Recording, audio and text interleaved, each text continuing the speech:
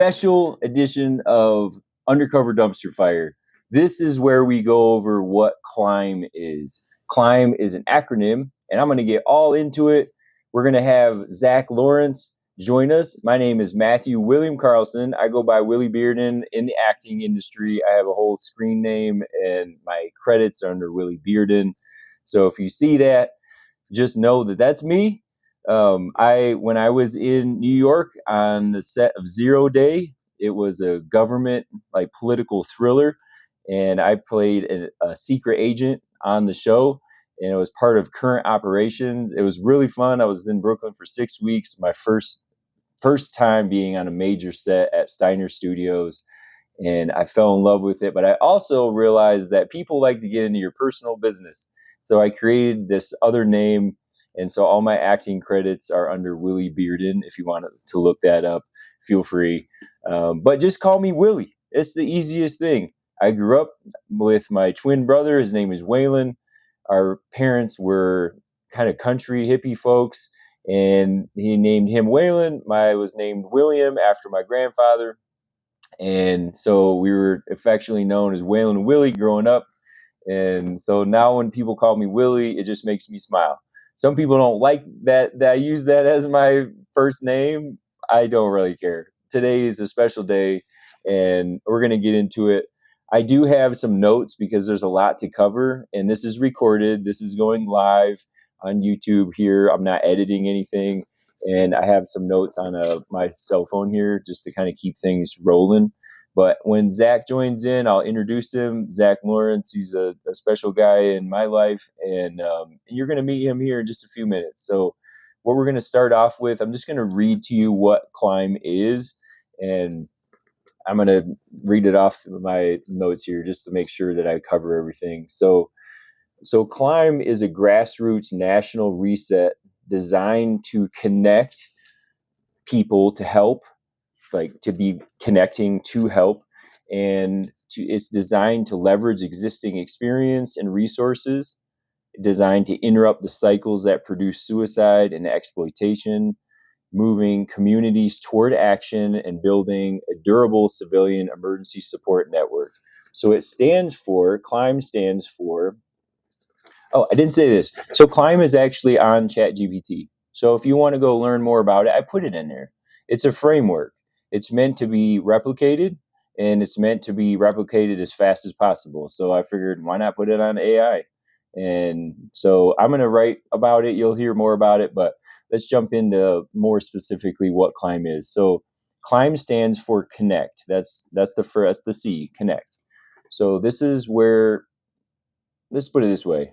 We're going to say connect, leverage, interrupt, move, and build. That's what it stands for in general. So let me break it down. The first part is connecting to people, connecting to organizations, connecting to veterans, first responders, survivors, clinicians, families, and communities. We're trying to then leverage the existing knowledge that's already out there within the organizations that are already doing suicide intervention, counter human trafficking, and support services and recovery services. There's a ton of them out there. They just don't all talk. That's the problem, in my opinion. So I brainchild this national reset tour. We're planning on doing 64 cities where we hold platforms and call for presentations. There are people and organizations doing amazing things in suicide prevention for veterans and first responders. There's amazing organizations doing things for counter human trafficking. And some of those are the ABCDEFGs. I want to hear from them. I see the reports from the FBI, from the DOJ, from the Border Patrol, and I see that kind of stuff from what's available just online. I don't have any secret, backdoor information, but whatever's put out there, it's good to know. Tim Tebow, Sean Ryan, there's a bunch of organizations, the Sentinel Foundation and Polaris, the Innocent, on the intervention for suicide, 22-0, Dr. Pam. She's an awesome person. I'm sure she'll see this.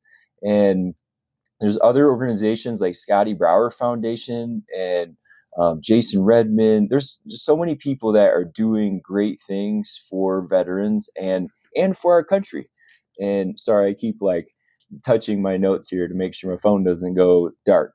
So what we're going to jump into is how this all works. So connect is the first part. And I designed this program actually as a way to prepare to act.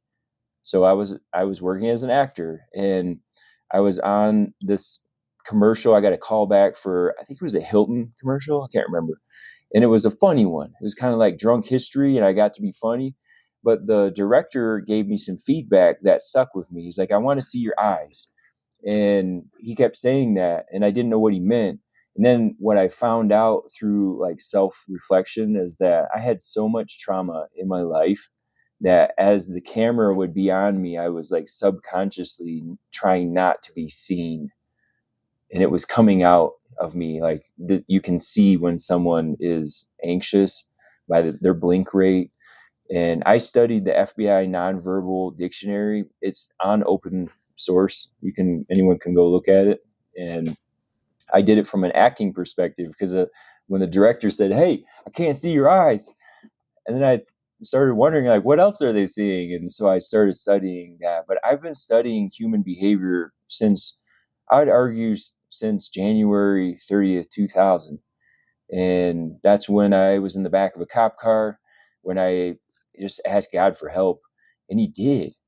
And so I started from there. It's been a wild ride. Like I have been, my life story is wild, and I'm going to save you from that because I just wrote up a whole thing about it, and we'll get into my story later. But for Climb, it's multifaceted. You can use it as an actor or performer because it involves neural resetting, like resetting your nervous system. It's also very good as an actor, just in general, like a framework. So you connect with yourself, you leverage what you have on set, you interrupt any negative loops you get caught in, the negative thinking, like I'm going to forget my lines, all that kind of stuff. You're going to move your body, don't stay still, and then you're going to build or broadcast, and then you're ready to act. And Zach's jumping on here real quick, so I'm gonna have him join, and then we'll introduce you to Zach. All right, brother. What's happening, Zach? Hey, I just got it started. We just barely got going. So, all right, awesome. Yeah, Zach, why don't you introduce yourself, brother? Yeah, so my name's Zach. I am a certified law enforcement officer in Virginia. I've been in law enforcement for 9 years now. Prior to that, I was in the Army for 7 years as an infantryman. And then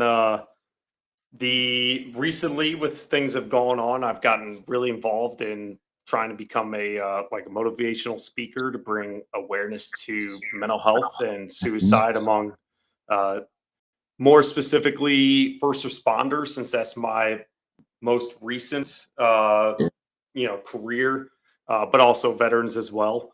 And then also one other thing that I am very passionate about as well is bringing awareness and education about human trafficking, because I don't think a lot of people realize that it's bigger than they might realize, I guess, if that makes sense.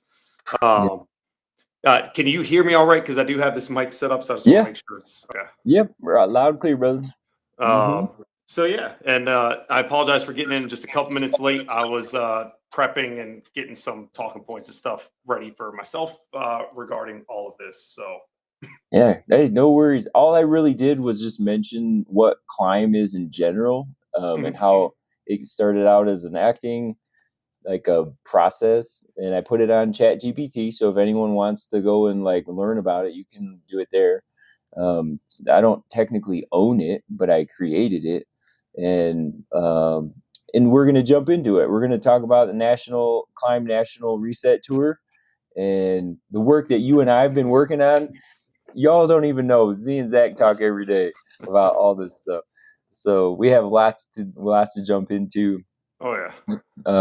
Let me just say, I'll finish like with the kind of just the introduction of Climb, and then we'll talk about just how it all kind of works together. And we'll get into the Roger That TV, what that is. We'll get into the Civilian Auxiliary Force, what that is.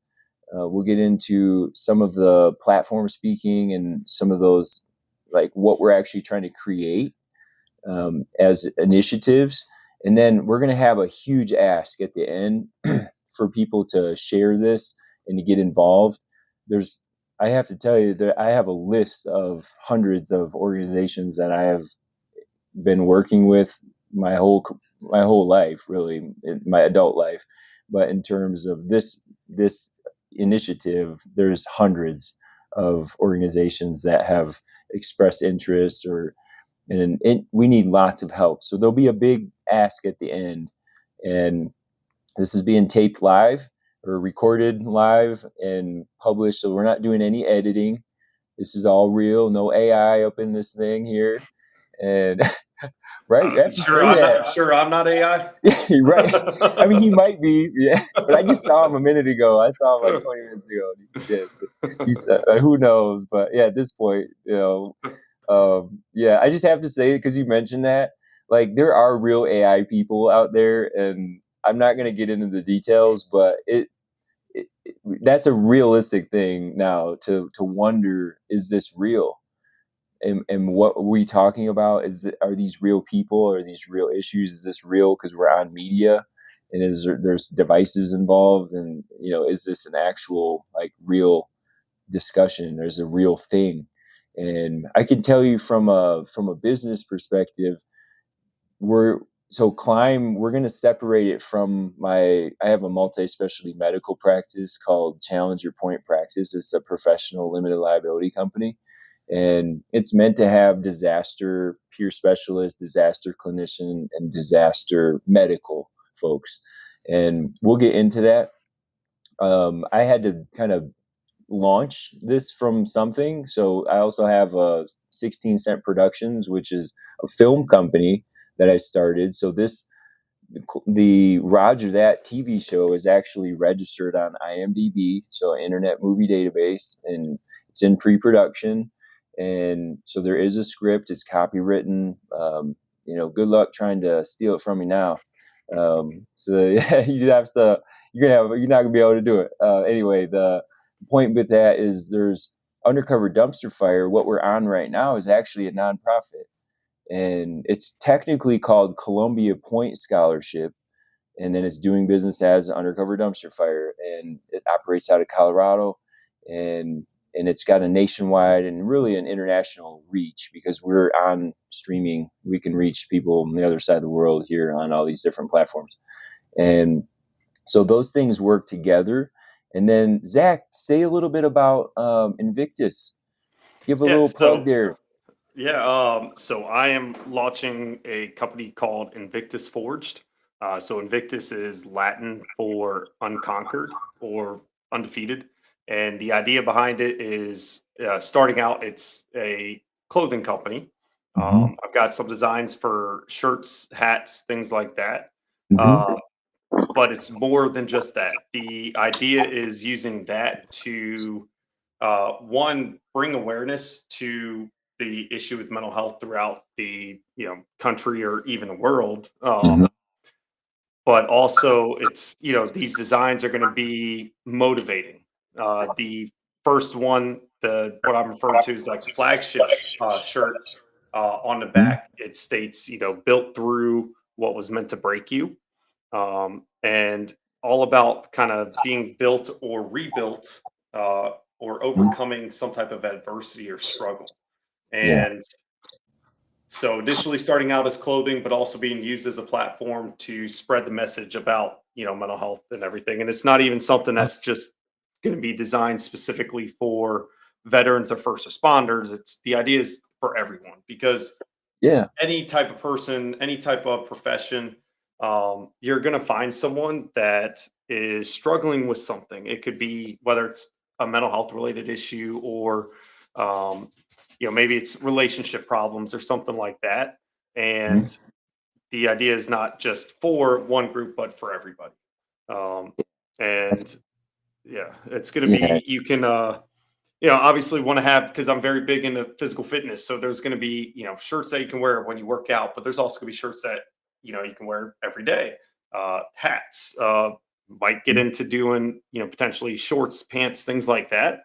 But also, you know, being able to talk about, yeah, mental health is a thing. Uh, I find it interesting. Like, our brain is the most important part of our body. Yeah. Without our brain, we can't do anything. We can't think, can't live. Hmm. When we break an arm or a leg, we go to the doctor. We get, we get it fixed. We get help for it. So the most Yeah. important part of our body, why do we not take it seriously to enough to understand that, it's it's capable of having issues. So why don't we focus on, hey, let's fix it. So I Awesome. think it's just very important for it to become a normal thing to, yeah, hey, I'm struggling. I need some help. I need to talk. Mhm. And I'm all about just bringing that to light as best as I can with however I can. So Yeah, that's what we're doing. And the thing you're gonna realize the more people interact with me and climb in general, the reset tour, it's not actually about me necessarily. Just to be clear, and I'm starting it, but the goal is to actually amplify the voices of veterans, first responders, and people who are doing counter human trafficking, including survivors. And so, like, Carry the Flag is another good example. They were on Undercover Dumpster Fire like a while back. Chris Milletta, and I love Chris. What's up, yeah, Chris? You'll see this uh, eventually. Chris is a And good dude. yeah, so that's an example, like what Invictus Forge, Carry the Flag, and there's a bunch of organizations that are in entities that have a message. They're first responders. They're raising money for different things, and what we're trying to do is actually promote those people and tell their stories and get that stuff out there. Get these people talking all on the same wavelength and the same channel and even on the same TV show is what we'll get into that. So we're going to hear more about Invictus Forge as it comes out, but just know this is meant to promote people. The thing I'll just say is it's interesting. I study human behavior. So what I notice patterns. And what I notice is a lot of times people are really only interested in getting involved if there's something in it for them. And rather than seeing that as a negative, I tend to highlight the people who are they're trying to, like yourself, Zach, you're trying to create a clothing line, and it's for you, but it's not just for you. It's for other people. There's a message and there's a mission, and that mission aligns with climb. And some people's missions don't align with that. They're in it just for money, and it's like that's great, but no thanks. Because I mean, we're doing this on a shoestring budget. Undercover Yeah. Dumpster Fire is like that's it's a $70 a month that I pay to do, to have a streaming platform, and I don't even have time. That's not my main job. I'm counseling veterans that have traumatic brain injuries and stuff. Like that's my job, and anyway, so just kind of know that as we go along, we're going to filter out the people who are just about themselves because they're easy to see.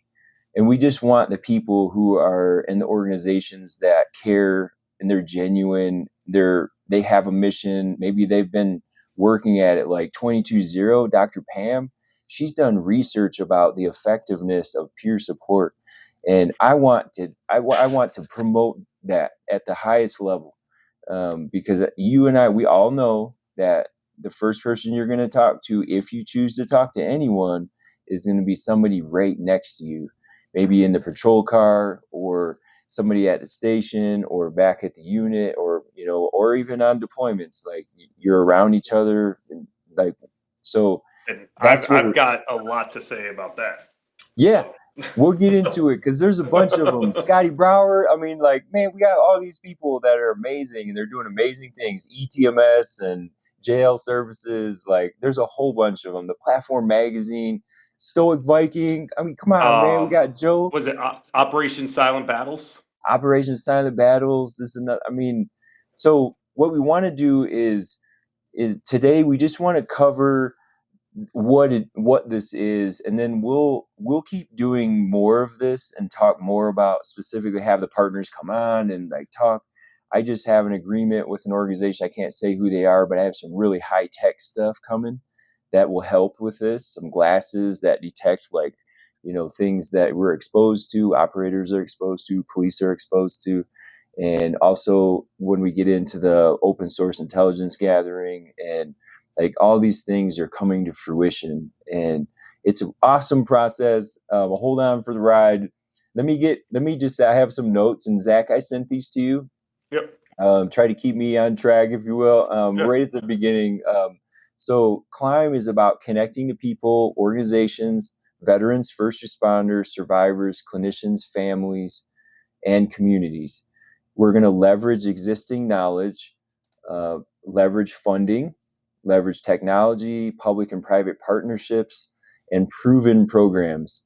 We're going to interrupt suicide risk, exploitation, trafficking, institutional failure, isolation, and misinformation. We're going to move from conversation to intervention and referral, training, deployment, and measurable outcomes. I use the Kellogg Logic model, which is a way to frame like outcomes, and it's great for grant ready, like narratives and stuff like that. I've had a grant that passed in Colorado. It was funded through Peace Officer and Standards and Training for like 6 years using this model. And so we're going to get into that. We're going to leverage all those things. Our goal is to build resilient local teams, build scholarship pipelines. Because remember, Undercover Dumpster Fire is a scholarship. So anybody that donates to the thing, the goal is to actually scholarship people to be resilient, organizations, communities to be resilient. That's the criteria. And we'll get into that in more detail. But we're trying to create long-term recovery systems. So this is like a long range game, and which is why it's hard to start. It's like starting something new, man. We're on a voyage. And so Climb is, let me just put it this way. We need this because America, our country, needs a reset. We have gone, I don't know what happened. I don't follow the news, and we don't necessarily have to figure out what happened right this moment. But I think we can agree we all need to reset. We need to push the reset button, and we're going to do that together. And we are going to highlight the people already doing the work, because there's some people. So we're using the disaster model here, an approach. So that's disaster prevention, response, and recovery. And so right now we're just in prevention. We're just starting, we're doing education. We're starting to talk about all the issues. And then we'll be able to hopefully fund some of the response, and then fund some of the recovery. I'm technically, myself, and the organizations that I run, I'm actually on the recovery side, because I'm like, but how do we need people in every one of those domains. And so we're doing it all right now, but it's not sustainable. We need people to help with it. And so let me just say this, we're living through an undercover dumpster fire. We're in one, and veterans are struggling, first responders are struggling, and they're burning out. Families are losing people to suicide. And I apologize up front, I'm a very emotional person. I've had more than, sorry. Oh, you're good. Take time. Take a breath. I've had more than 12,000 clients, and I talk people off the ledge basically every day. And it's heavy, and I'm tired of hearing it. And we've heard that this is a problem, and we know it's a problem. Now we need solutions. So that's where I'm coming from. This is a family affair. Yeah. And Sorry. Yeah. No, go ahead. Oh, I was just going to say too, and I think a lot of that to what you're talking about is one of the biggest misconceptions is that I feel like people only think that crisis looks like chaos, um, and a lot of times it doesn't.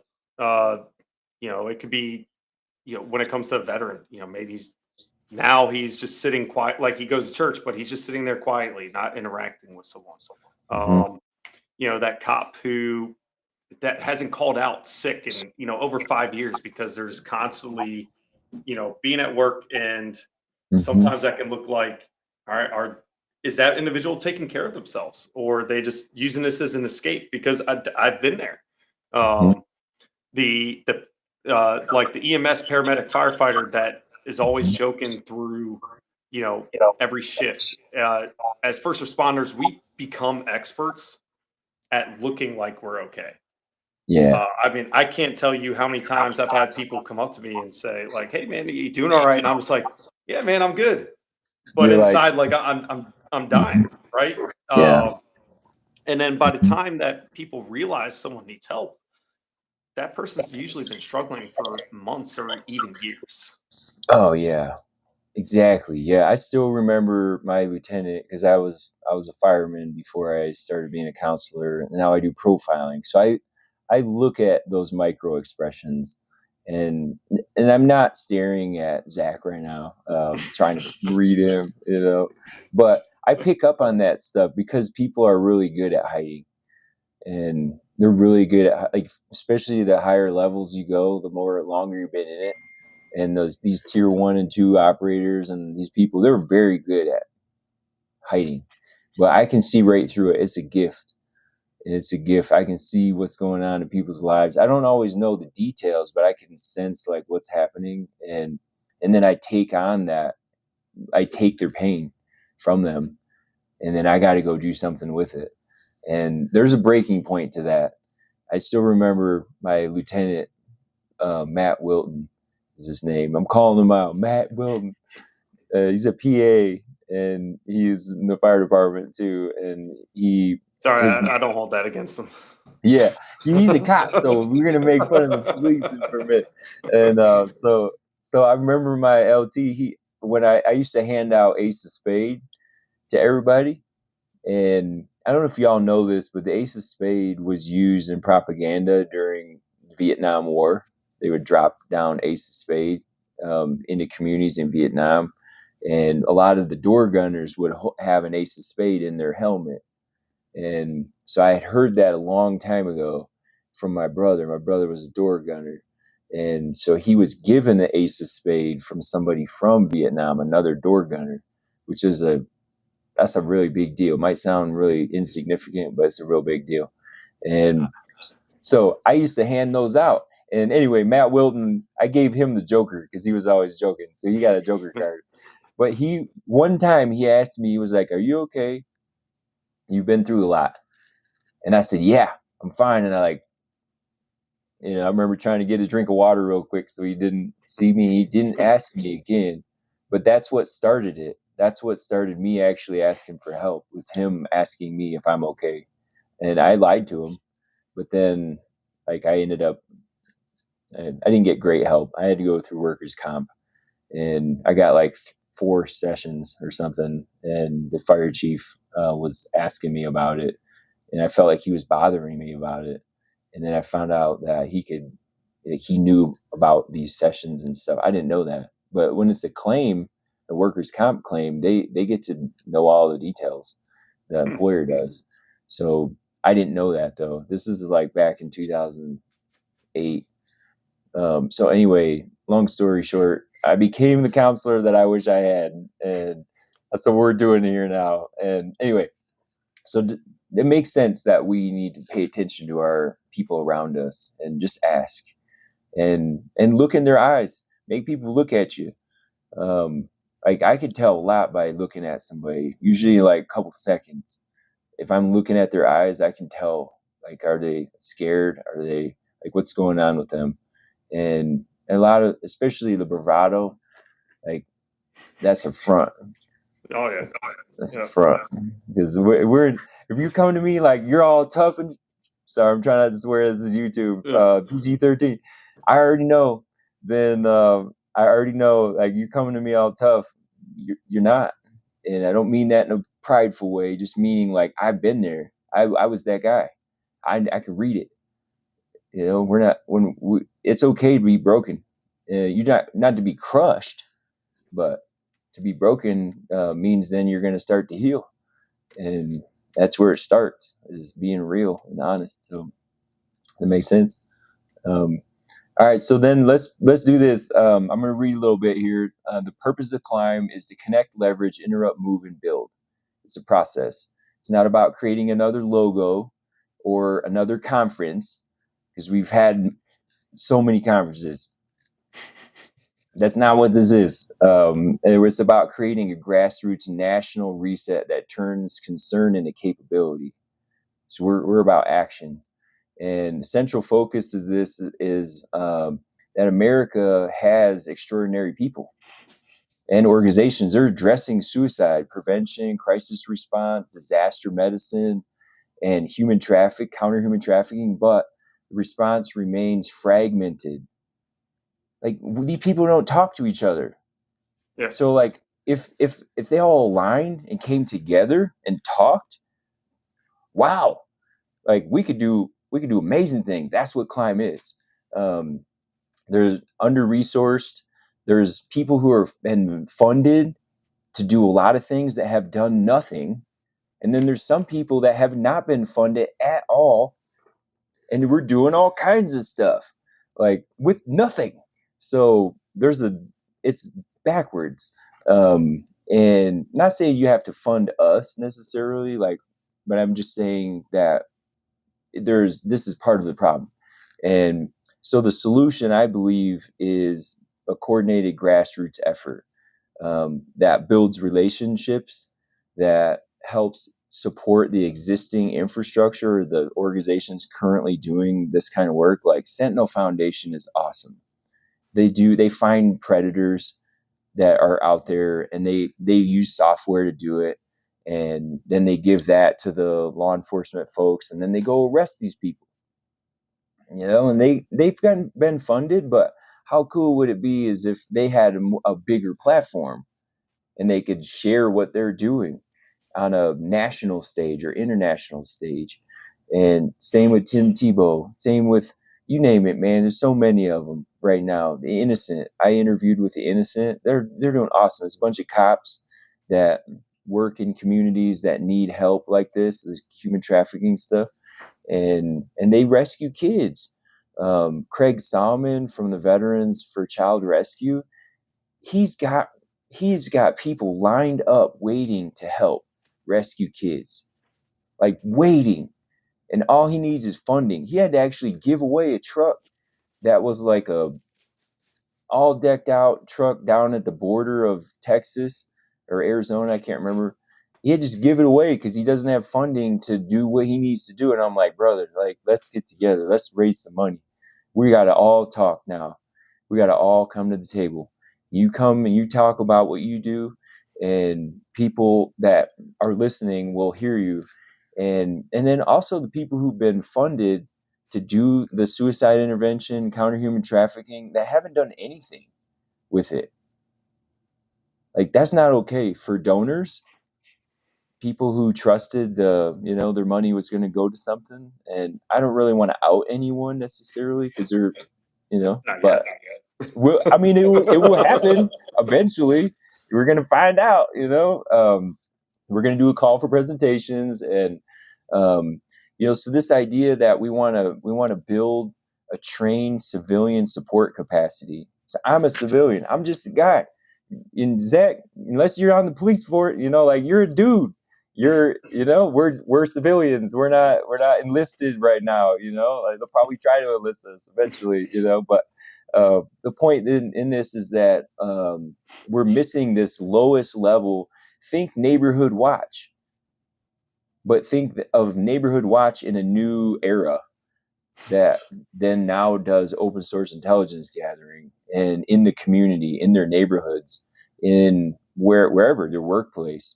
And we're focusing on the art and entertainment industry because that's where it's really dark. And I've been in acting as I started this conversation here. Been in the acting industry, modeling industry, and I've seen it. It's gross what's going on. And there's people, like, not to get too weird, but there's like human trafficking inside of it. Um, and so I don't want to telegraph what we're doing, but I just want to say that we need all hands on deck. So, Jack, do you mind sharing a little bit about your experience with like teaching or learning about open source intelligence gathering? And like, as a cop, I believe that's what you're doing. And you can go Yes. farther, but yeah, go ahead. So I think the basics of it really just a lot of it just comes down to observation. Um, and it's something that anyone can do. So if you're observant or alert, being alert to your surroundings, and something seems out of place, all it really takes is observing. It's like the first step in the OODA loop: observe. Yeah, Um, so love the you OODA observe loop. it, and then you can either keep a mental note or make some notes about, like, all right, something seems off here. Let Mm-hmm. me write down what's going on. This is the description of individual or individuals. This is the type of car they're driving. If you happen to see, oh, saw the license plate. I mean, how many of us? Probably everyone carries a Cell computer in our phone. pocket, and it's just like, oh, take a picture real quick. Mm-hmm. At the basis, that's really all it takes, is just you know being aware Mm-hmm. of your surroundings and of what's going on. And when something seems off, our instinct usually is pretty decent about recognizing that something is out of place. Now, being a cop, there's more to observing. As far as I recognize something's Yeah. out of place, there might be a little bit something else behind it, just based off of whatever knowledge I already have. Yeah. But as just a regular person, it's just, Mm-hmm. yeah, And you go to yeah, the same places every day, and all of a sudden, now, every morning you go get coffee at your favorite coffee place, and this morning you go in and something's off. All right, oh man, this individual, I haven't seen them before. They're acting a little strange. Let me just kind of make a note of that. This is what they look like. I saw them get into this car. And mm-hmm. that's really all there is to it. Yeah, good. And we'll give some examples too. Like I've used this. There's nothing wrong with gathering intelligence. We're not if you're a cop, you can act in police mode. I'm just a guy, that's observant, and I can pass along information. And that's not a snitch. That's a person that cares. Mhm. We're talking about serious stuff and serious things that are in the news, um, and make headlines. And these are, if we're talking about veterans and first responders, like I don't care what we have to do to help those folks. Like whatever we got to do, that's what we're doing here. Climb Reset Tour. It's to help those folks, and also we're going to tell a lot of this on Roger That TV, which is, I mentioned it earlier. Zach, you know what that is. For people who don't know, we're going to get into it. This is a television program. My goal would be that it's actually an app on TV. So whether that be the Undercover Dumpster Fire, because that's the scholarship program, and we pay people to come on and do their show or do their talk or do have segments. There's so many good organizations. Like I would love to see the Responder Reset on there, brother. He's gonna love it. We just shouted out to him. I love this cat, and he's from Virginia, or he's in Virginia or whatever. And the idea is that he's got a podcast, and there's people that have that. They're doing the right thing. They just need to be aligned. They need to be supported. They need to be part of a community, and we need to be funded too.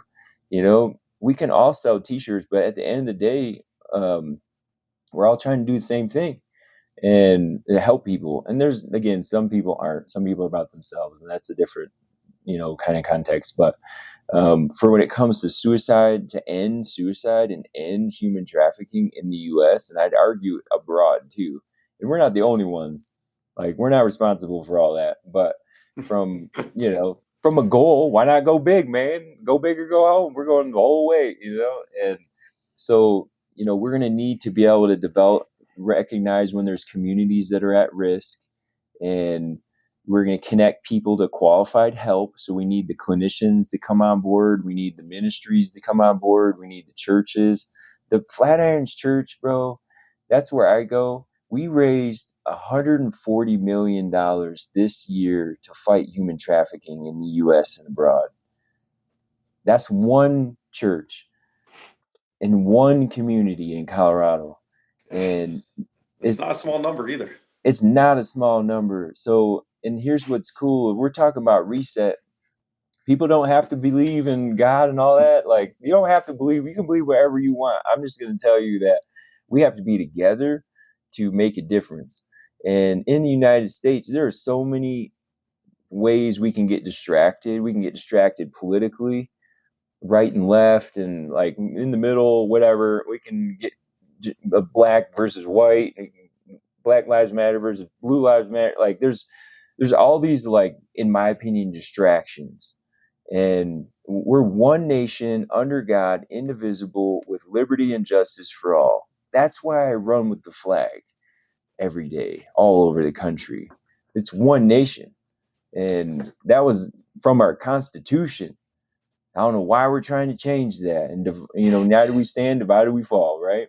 So in our country, there are people who do not belong here. There's terrorist people that don't belong here. I saw something from, I believe it was the DOJ. I'd have to double check, but they said 18,000 Al-Qaeda known live in the United States. So we have very bad people living all over the United States. Say what? Like, come on, man. We're going to let that happen? And so we need to come together. It doesn't matter if you're blue or red or whatever. Like, remember what is actually happening right now. This is one nation under God. If you don't believe in that, like, I'm sorry, not sorry. And I'll just say this one time. This comes from my church too, by the way, Flatirons. We're not nice. We're kind. And we're dangerous people because we stand up for what's right. Dangerous meaning like wise and brave. And, so we need more of that. And then he's got his puppy here. Of course, this is Lupa. Shameless plug. Yeah, shameless plug for the rescue doggy. Yeah, she's sweet. She's cute. I'm going to post a video. I have videos of her like flying through your yard and stuff. She's so fast. Holy cow. And animals, on that note, let me just say, if I have my way, and in some ways I'm designing reality, in some way, we can do that as people. And you can create a lot of your own reality by being intentional. And I don't have time to get off into like quantum cohesion and all that stuff tonight, but I would love to see service members all have the ability to have a service dog.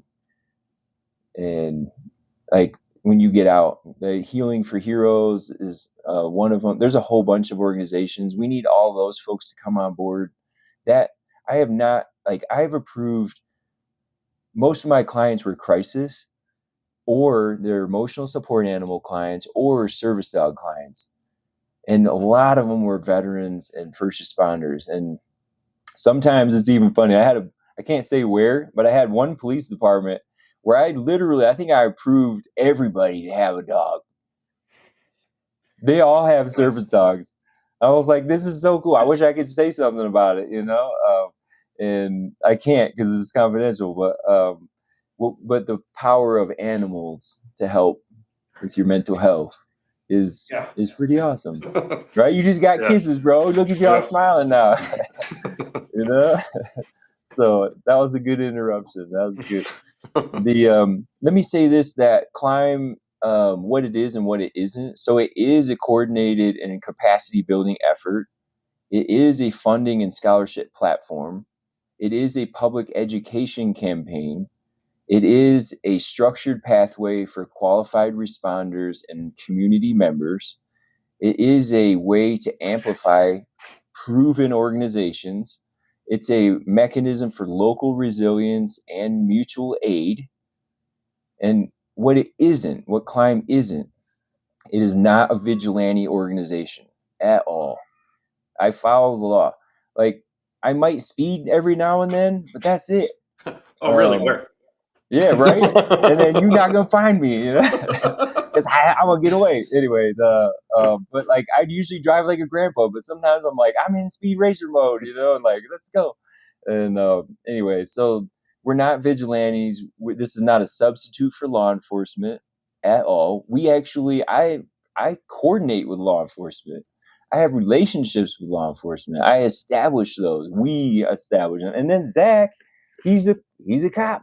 So hey, bro, I'm a fireman at heart still, and I'm always make fun of him because he wants to be a firefighter. You know. Oh, okay.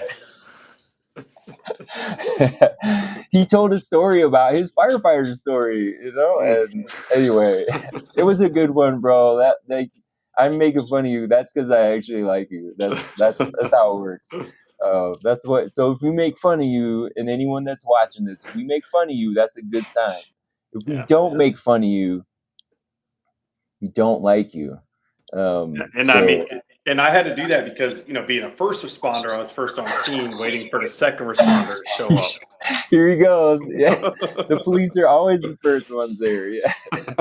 Yeah. Technically, the dispatchers, I would say, are usually the first they're like the first line of everything. And they get forgotten all the time. Like, everyone forgets about dispatch, man. And it's wild because people don't understand what they're experiencing. They're the ones receiving that call of someone screaming, crying for help, whatever it might be. And a lot of times too, they don't ever get to know the outcome of stuff. Broken pieces. So I know for me, one of the things I always try to do is whoever was dealing with that call, or if it was a couple different people, I try to update them on what happened and everything, just so they can have that little bit of closure. Exactly. Yeah, they love that. I've done so many of those debriefing kind of things, although I do it differently. I don't use the Jeffrey Mitchell model, the whole steps and all that. But I've done a lot of that kind of work with, that's the CISM, critical incident stress management. It's not bad, but that's where you sit in a circle and we go through this, 8 stages or whatever. And it's good, but after having done this for long enough, like, I have my own way of doing it, and we just have a conversation. But the dispatch people, we love dispatch people. We also, on the military side of, they're not dispatch, but they're the people, like, I have drone operators. I have people that, are in command centers. I even have space command, people, and they hear things, see things, and a lot of times you can't even talk about it. So then you're having to sit with stuff you're not allowed to talk about, and then that weighs on you too. So it just adds to the complexity of what we're dealing with. And so let me say this, that Climb is not a substitute for emergency medical services. It's not a substitute for mental health professionals or survivor service providers. So we're not taking away from anyone. We're not becoming something. We're actually trying to promote folks that are already doing this. It's not a promise to personally rescue every person in crisis. So I already get these calls all the time. I get like an email. This guy, he's like, help them. I only have so much time, man. Like, or whoever, and I'll help pretty much everybody, but I do say no. And I'll point people to a different organization or a different, based on my capacity, because that's my boundary. And we have to do that as people that are helping others. We have to have boundaries. That's why I say that I'm not nice, because sometimes I'll say no, and then, but I'm kind, and back to that church thing. I'm not nice, I'm kind, and I'm dangerous. Like, as a believer, like, I'm very dangerous in that way. Like, I disrupt stuff, and on the dark side, I disrupt the darkness. We'll get into that, but I'd say that we're not trying to replace established trafficking investigations or suicide care systems either, because these networks, they've been in existence for a really long time, and a lot of them, like cartel and all this stuff, and I'll name drop all these people, like go figure it out. You can watch the news and they're talking about it. So all this stuff is alive in the art and entertainment industry. And so I'm sure there's organizations that are already looking into these things. So we're not trying to replace any of that. But I'll just tell you this, that our authority comes from competence and comes from transparency. We're live right now. We're everything's in the open. Like I've been talking about this and everyone's like, don't talk about it. I'm like, I have to. It's part of the process. Like we have to talk about this openly. So it's not underneath the surface and we're like trying to hide and stuff, and so just kind of know that we're also built on humility. That's our part of our authority. We're not coming in as the all knowing everything. We're just some people that are coming together and we're holding conversation, and we have measurable execution, and we don't do exaggerated claims. So we're shooting for the stars. But what did you say earlier, Zach? You had a good quote. Can you say that quote? You know what I'm talking about? Yeah, so shooting for the moon, because that way, even if you do miss, you're still going to land among the stars. Oh, can you hear me?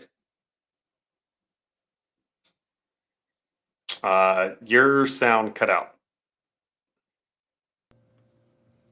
There we go. Okay, There we go. I'm back. All right. I had to turn off the microphone because I had to plug in my iPad here. This is Okay. Undercover Dumpster Fire, man. This is live. We're troubleshooting. We don't have no this is not a studio. I'm in my apartment. Where are you at right now? I'm at my house right now. We don't have no studios. We don't have No. people running the show. We don't have anybody behind the curtain or nothing. So that's part of where we get authority, though, is because this is grassroots, man. I was at the 2A for All Gala in Washington, D.C., put on by the Heritage Foundation, Second Amendment Institute, and they talked about the importance of grassroots efforts in America and how important that is to continue. And I just said, hey, Roger that. Let's go. And there are some things coming out about, and that's a hot topic, 2A. But right now we're in 1A, freedom of speech. There's an idea. And for some reason, we're told we can't talk openly about things. I don't get that.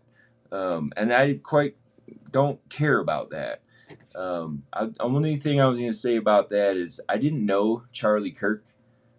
I don't watch the news. I know people. It has value. I get it, but also it's been so exaggerated, and I usually watch the news and get depressed. So I haven't watched the news in like 15 years, and I also lived in the mountains, so I was like, I don't need all of that. But when I saw the funeral, just a 5-minute clip, because people were watching it and stuff, I broke down in tears. Not because of what, obviously it was an assassination and who knows exactly why all that happened. There's a lot of theories, but what I heard though, what made me cry, like wept, was the hate that I heard coming from some people at his funeral. And I was like, this is so sad. Like, what are we doing right now? And they're like, we need to get married. I'm like, yes, but no. You cannot expect hate to meet hate and then that equals love or that sort of thing. What's the saying? An eye for an eye leaves the whole world blind.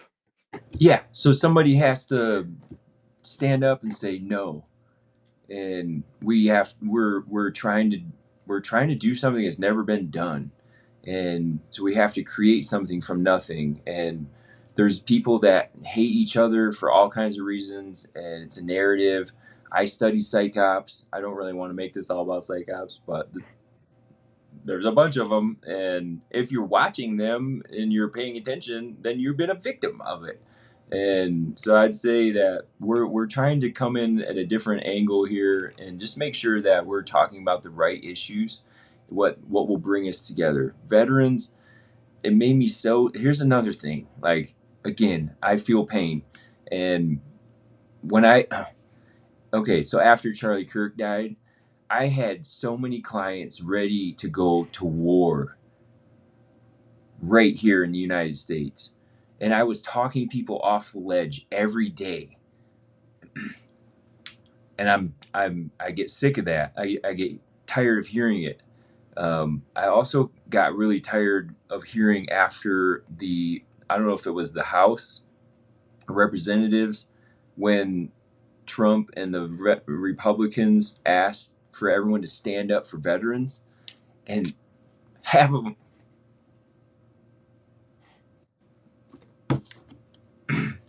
if you won't Yeah, stand up for veterans, bro, like, what are we doing? So I want your honest opinion about that, because that I bothered mean, me, and I'm not even a yeah, veteran. I thought that was pretty ridiculous because, I mean, when we think about veterans, we think about, these men and women that volunteer to serve their country, and we send them to places and put them in harm's way. Some don't make it back. A lot.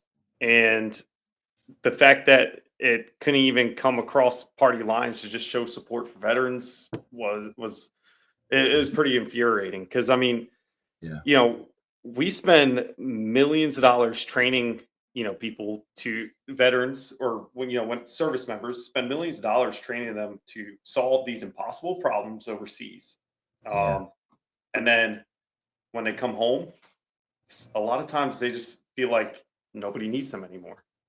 And You forgot. it's better now than it Mhm. was as far as with the help and everything, but there's definitely room for improvement.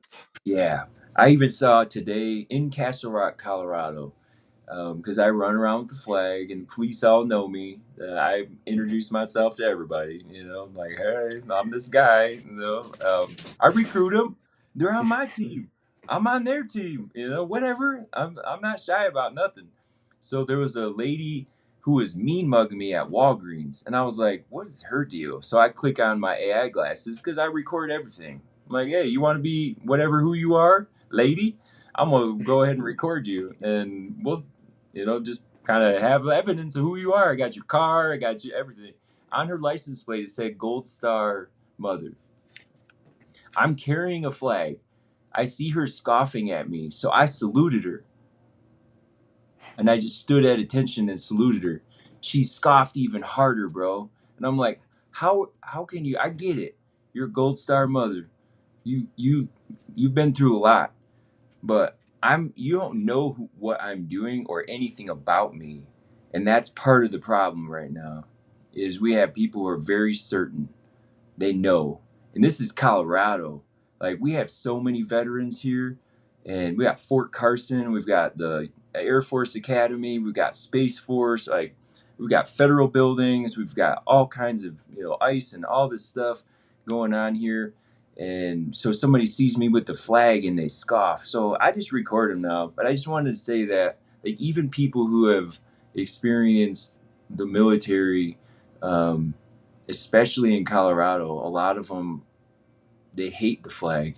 They hate America. I'm like, what are you doing here then? You know, and two, you should ask some questions first before you go off and be angry about something. You don't even know what I'm doing. Like, I'm running because with the flag because I'm trying to raise awareness for veteran and first responder suicide and counter human trafficking. But you didn't ask. You just saw and you decided and went with it, it's an illustration of what's going on in our country. So if you hear me say be curious, I'm freaking mean it, like, be curious about everything and question it. She's watching the news, guaranteed, guaranteed. And she's like, I don't like Trump or whatever the thing is. And I'm like, hey, he's our commander in chief. I don't care. I didn't like Biden, but I wouldn't. When like I would have met him though if he wanted to meet me. I would have been like, yeah, he's the president, man. And although he did kind of look like AI at the end there, like, oh, I would give myself Oh, a trouble. Let me come back to this. All right, Yeah. so with Climb, here's what I was to say is we're trying to raise money to scholarship these organizations. Some of them are already being funded, and we're doing lots of fun things to do it. A TV show that will essentially amplify the lived experiences of veterans, first responders, disaster clinicians, survivors, caregivers, dispatchers, peer support specialists, and family members. So we want to actually amplify those experiences, and I think that we also bring some confidentiality to this. Um, Everything we're talking about is super sensitive. Veteran suicide, like this hits me so close to home. Um, and we're talking about informed consent, meaning that people that are involved with Climb have consented to sharing their story and creating it or crafting it in a way that makes sense. Stoic Viking, Joe England, love Joe. We love Joe. We go to his polo matches and like help his horses, don't we? And Yeah. we love Joe, Joe. Joe's And Joe's awesome. Joe, man, Joe. Okay, so we're name dropping. I don't even care because this guy, like, I have so much respect for him. He was a prior tier one operator, and and that if people don't know what that is the equivalent of like your most famous NASCAR driver, the most famous football player, Tom Brady.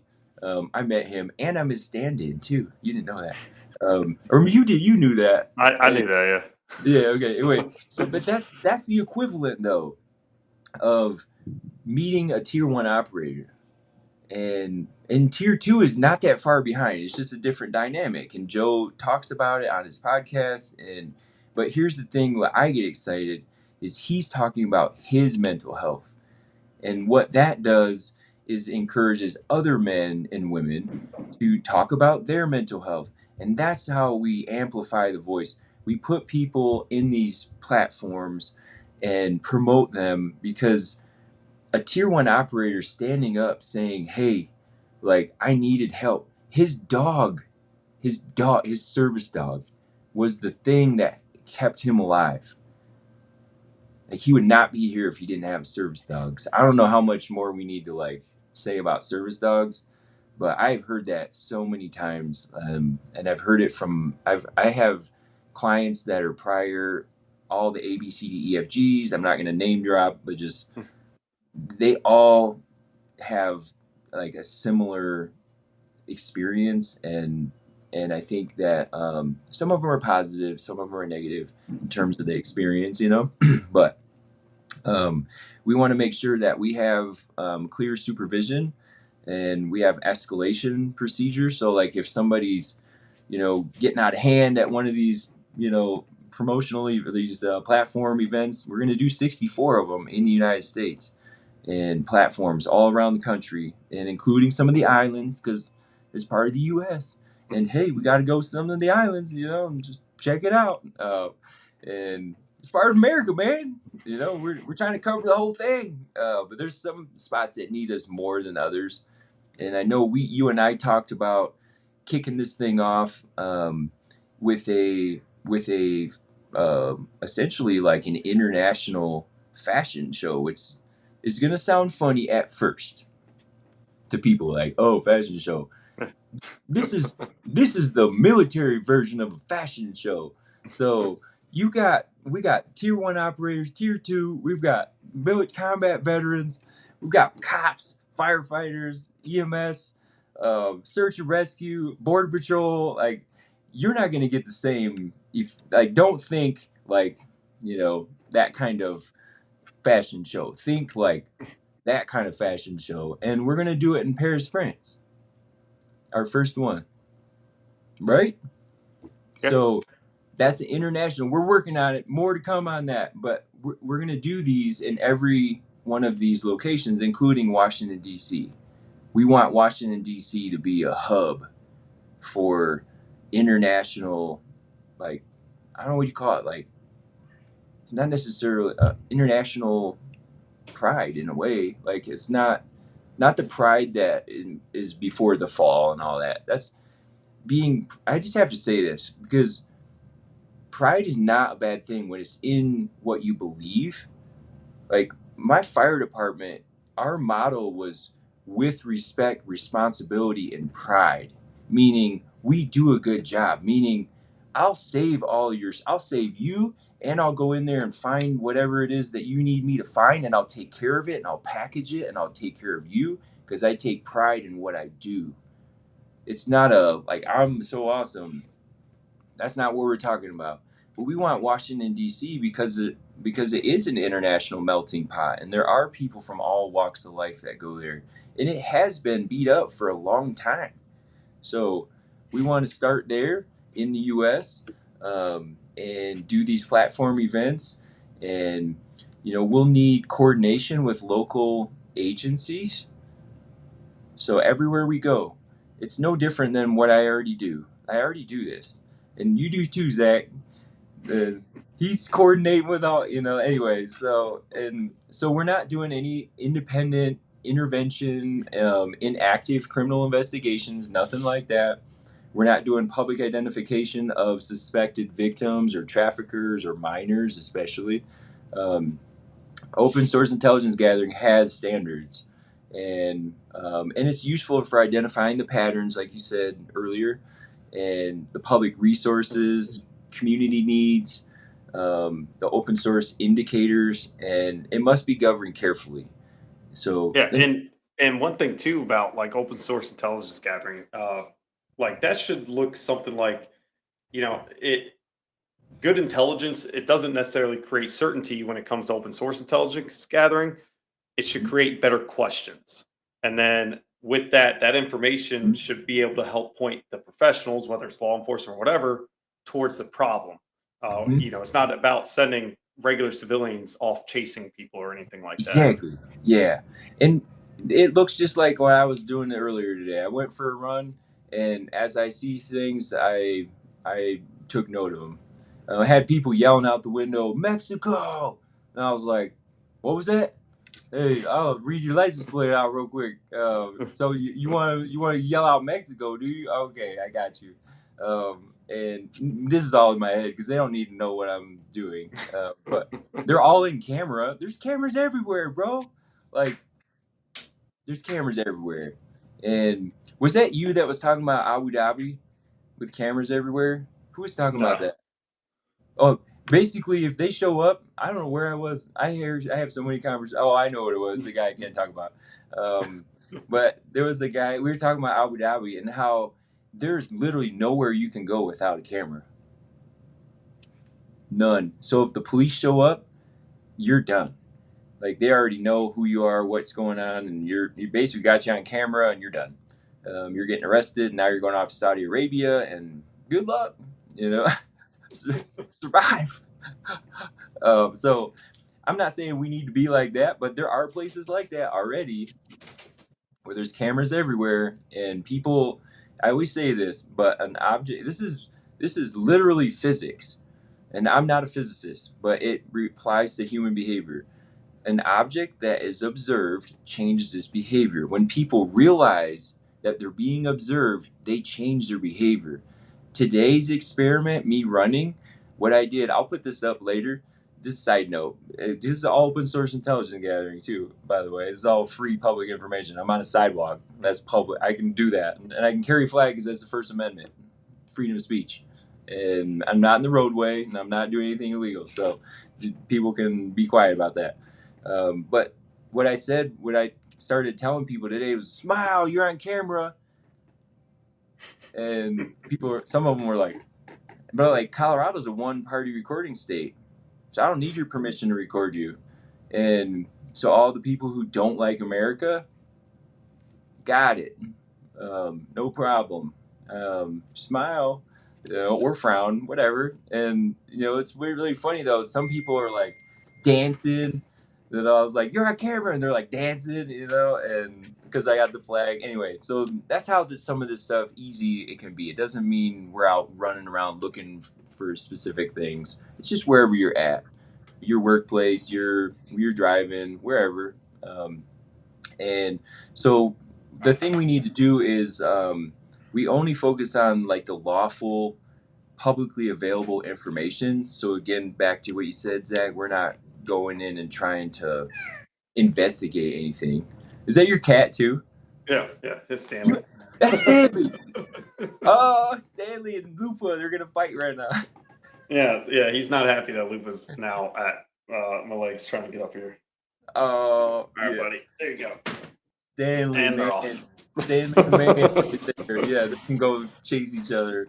So let me get through this, like this part of stuff, and so our job, we have policies here, and I make people sign it. So if they do some of the civilian auxiliary force stuff, there is a policy, and all of this, there's legal ramifications and everything. So there's ethics involved. We have policies, and we'll help people create these. This is not meant to be like, hey, let's have Willie and Zach show, and you're all like doing what we're telling you to do.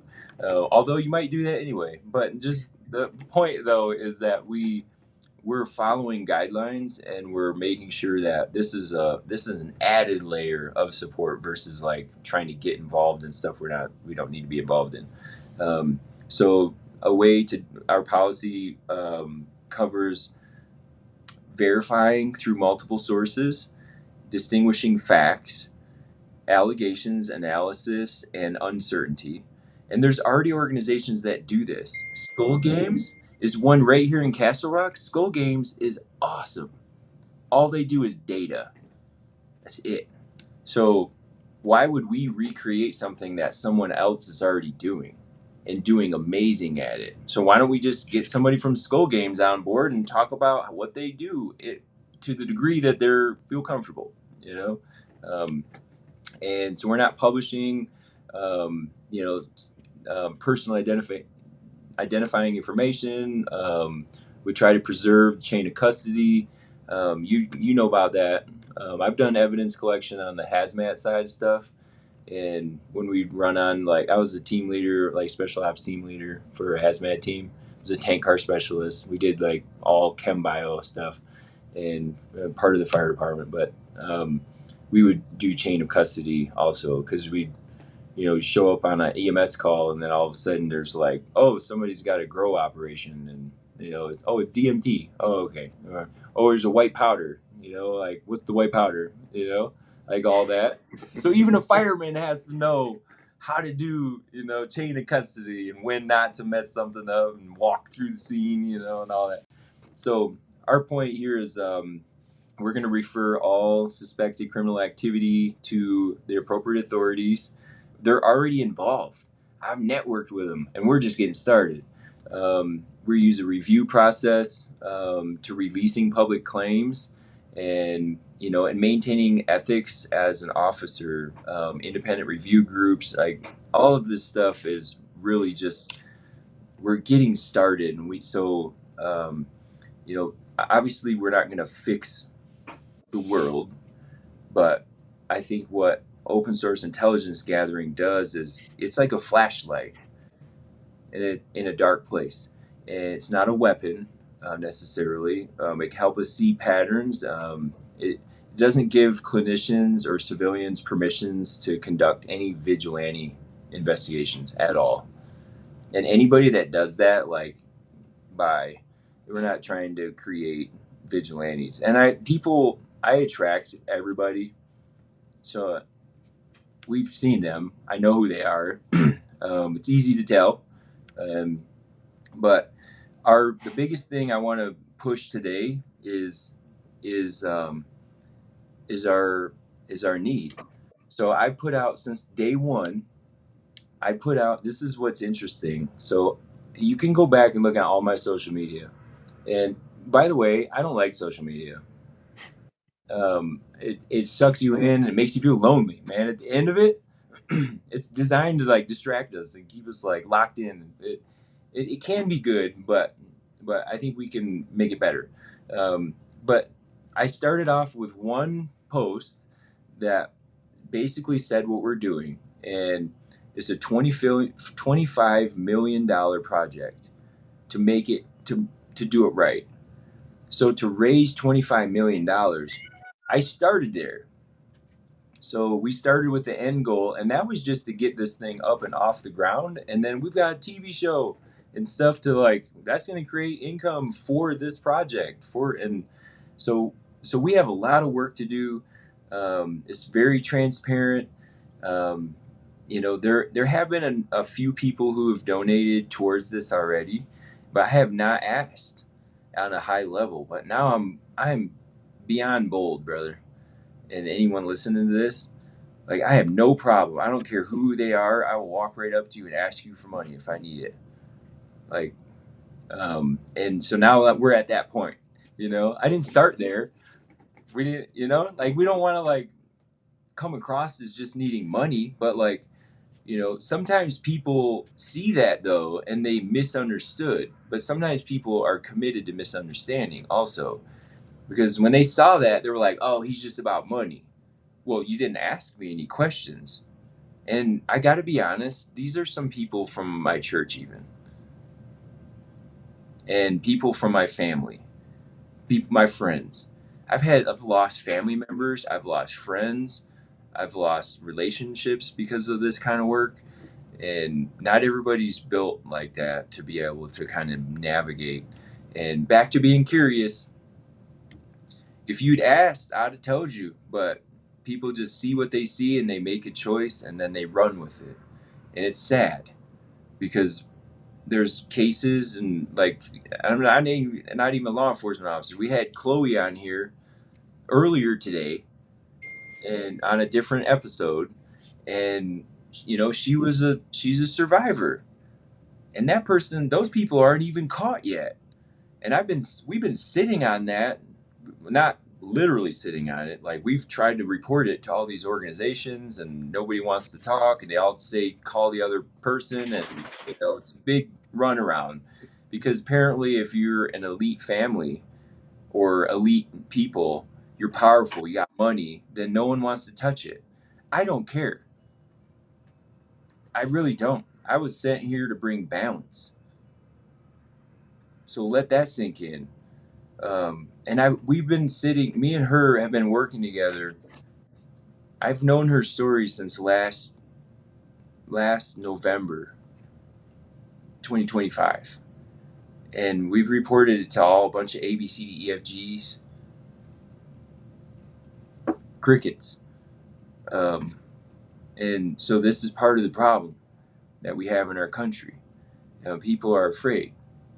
We can get off into the conspiracy theories, Jeffrey Epstein, all that. I don't know like what to believe about all that stuff, bro.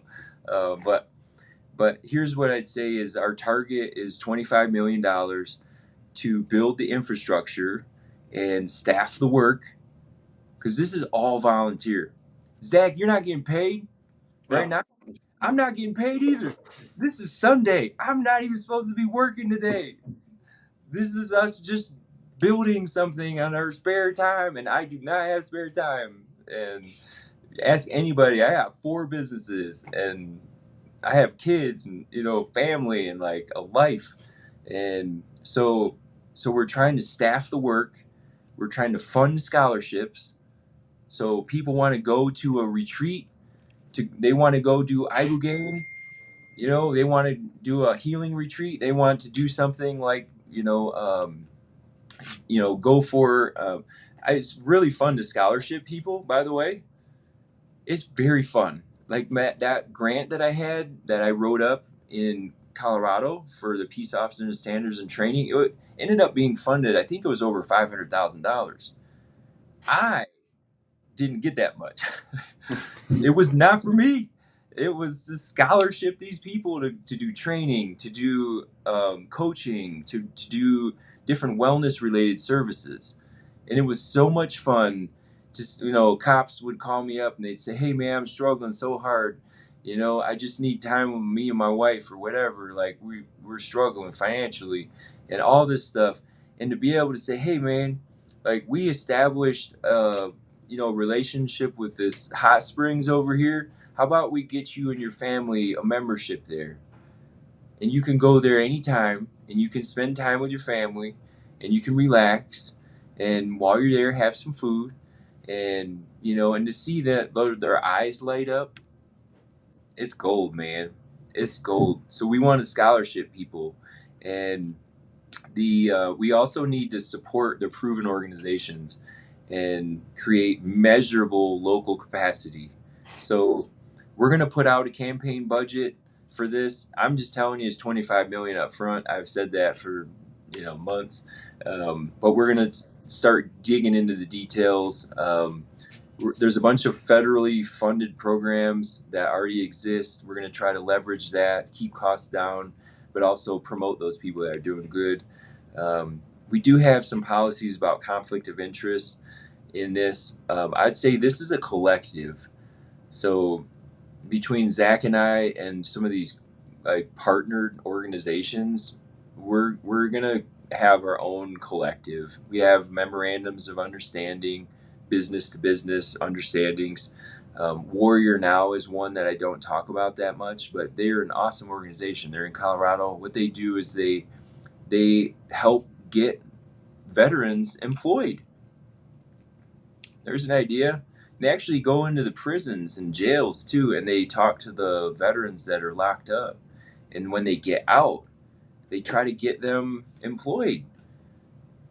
So there's like organizations like that too that aren't like out, in your face, but that helps too, because like think about a veteran coming out of jail, and maybe they went in jail. Maybe they just lost it after they just gave up and they turned to life of crime or whatever. And then think about their life still matters too.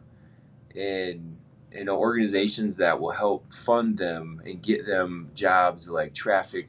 What was the last one I saw? They did a class on that, like those traffic people that hold the sign. You get paid a ton of money to stand there. Yeah. And you don't need a whole lot of education, bro. Like, you can listen to the radio. Like, all right, open it, close it. Just got to Like, be alert because, some people don't yes, pay attention when they're driving. true. So, but that's the type of that'd be more on the recovery side of things. It is prevention, suicide prevention, but like what they're trying to do is help somebody. Their life is an undercover dumpster fire. They're trying to give them employment, give them a reason to live, give them money so they can pay their bills and they can have a place to stay. Um, and we do need help with having an independent financial review. So I'm not an accountant, so we'll need people like that on board. We're going to do quarterly impact reports. So we're promoting people and doing platforms, speaking events, and doing advocacy and everything. But we want to measure our impact too, like what we're doing. We want to be able to put that out there, and not just in dollars, like what we spent and what's been earned and stuff. It's more about the outcome measures, the impact. So let's talk through that for a second. The impact. What are we trying to do, Zach, in your opinion? What's the goal here with Climb and all this? So I think one of the biggest goals, at least from my perspective, is a lot of it is education and awareness. And it's not necessarily because people are aware there are issues regarding mental health. Like that's not news, but what actually works, like Zach. what actually makes a difference. And I guess another time or something, we'll talk about the whole peer support thing, right? Yeah. But being able to bring these organizations together and figure out, like, all right, well, this organization's done this and this helped, great. This organization did this helped, great. How do we combine it? And leveraging all of that and bringing the people together to build just this environment and this group that is there to make a difference. Because a lot of times, if the first time that we get involved, like when we talk about like mental health, I think one of the things that we got to think about is if the first time that we're interacting with someone is when they're going through a crisis, that means that there's already been potentially multiple other things that have been missed. Yeah. And so if we bring that in, that education about like, hey, like here's some things to look for Yeah. that is going to help, make a difference. And Exactly. Yeah. Meet them hopefully before they get to the part where they're in crisis. yeah, And, because I don't think there's an issue with the response to suicide. I mean, responding to suicide, there's only really so much that can be done. But yeah. if the first time we're dealing with someone or trying to make a difference is when they're standing on that bridge, then that means there's, again, already been potentially Yeah. dozens of opportunities that have been missed. Mm-hmm. Good point. And so, what Yeah. really I really like about it is that educating everyone. I'm a Mhm. firm believer. If I know something that you don't, why would I not share that or teach you to bring Yeah. you up and help you become better at something? Mm-hmm. That's one reason why I like instructing. I want to bring people up because, in law enforcement, the people I train, they might have to have my back in a gunfight or something. Yeah. So if I expect them to back me up, why would I not want them to be at the best they possibly could? So if I know something, I want to teach it to them, help them understand it, and things like that. And Exactly. Yeah. that's like one of the biggest things that I really like about this about climb is that the education aspect of it, Yeah. and being able to help people. So That's awesome. Yeah, exactly. In a nutshell, how I always so this is very complex, but it's very simple. We're creating a tribe and we're defining the mission. That's it. A place to belong and a purpose. And that's that in my opinion, that's how we do suicide intervention, prevention, recovery. You have a place to belong and you have a mission. And if you don't have a place to belong, you're on your own, and that's dangerous. Um, and sometimes yeah, God, don't get me wrong, like God will send you down a pathway, and you got to do things on your own to figure out, like yourself and trust Him and do all that. But when we're on our own little island, we're in trouble, and that's where most people pull away and be on their little island, or they'll be in the middle of the woods somewhere by themselves. You know what I mean? Like this is the veteran cop thing that happens, and same with survivors yeah, too. So we're creating a tribe, and I'd say our tribe are veterans. They're peer support. They are mentorship. Like, how we've lost that in our country, in the Western world. We don't have. Where's the wise old owls? Where are the gray hair people that like speak into the young ones? Like, yeah, we don't have that. Like, and one of the organizations that I support, and one of our, we're, I just say that without name dropping, because I want things in writing when we get to that level, um, is to create income to sponsor a mentorship program. And I'm gonna put their name out there. It's the Herd. The leadership people from Flatirons, and Jim Burgeon he's like my mentor, even though he technically isn't, because he's just the pastor, and I see him on TV and I see him on stage, and I don't know him personally. He doesn't know me personally. He sees what he sees, but he started the Herd, and I had committed to that organization and said, I'm going to raise you 300,000 because they want to create a mentorship program. I'm like, we need that. We need that everywhere. Where the old people teach the young ones, and the young ones, they don't have money. You remember when you were 20? yeah, yeah. I was in the army getting paid like $700 every 2 weeks. Yeah, you don't have money to go to conferences. You don't have money to go to the hot springs or to go to whatever the thing is that that helps. You don't. And we definitely don't have money to be involved in some kind of mentoring program. So we're trying to make that free for young men and women. There's two types of the Herd. There's male and female, and they have two different main conferences that they're doing: Rocky Mountain Men's Summit, and then supposedly there's one coming out in another part of the country. I'm not going to share all their details because I don't think they made it public. But that things like that, we get to scholarship, and so I would love to see that. So our impact, wow, brother, it's huge. Um, employment pathways. We're trying to employ 125 tier 1, 2, 3 police, fire, EMS, dispatch folks that want to be involved in this TV show and in the delivery of climb. And it's going to take a lot of people. The transition assistance from active duty to civilian world. Like, I was fortunate enough to have Angela. I'm gonna name drop her. She's from the Army. God love the Army, brother. Cool. And yeah, right. And so she was on a DoD skill bridge with me. I don't have it set up under my organizations right now because it's administratively burdensome for me right now. I need help getting that set up. But she came to me on a skill bridge from one of my brother's companies, my twin, and so she was assigned to me, and so she's a ghostwriter. That's what she wanted to do, and so there's people like that. We'll get a DoD skill bridge set up.